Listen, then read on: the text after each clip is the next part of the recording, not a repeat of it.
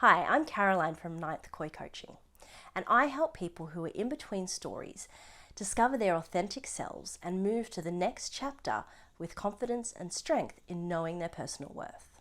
In this video, I'm going to give you my top tips to make sure that you're respecting someone else's personal boundaries. So first of all, I want to explain to you that there are 3 different ways in which boundaries can be crossed.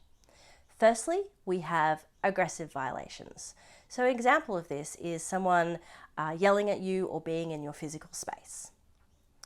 Secondly, we have passive-aggressive violations, and a good example of this is someone making a sly comment about your weight.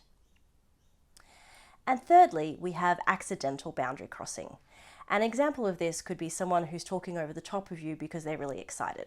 So the tips I have for respecting other people's boundaries starts with asking. So consent is key. A really great example of this is asking someone if they'd like a hug rather than just putting your arms out to hug them. Awareness of body language and other nonverbals is also important. If you have a feeling that someone is uncomfortable about something that you've said or that you've done, ask them. Practice hearing no. For a lot of people, the word no brings with it a sting. But what we need to understand is it is perfectly okay for us to be told no, and getting comfortable with it is key. Take a minute before responding.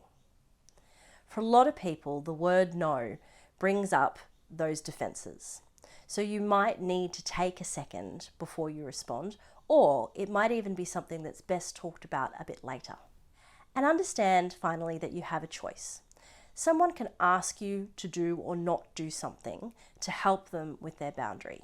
You do have the right to say no. Sometimes talking through it with the person who has the boundary can help you understand what their needs are, and perhaps you can help them fulfill it in a different way. And those are my tips on how to make sure that you're respecting the boundaries of other people.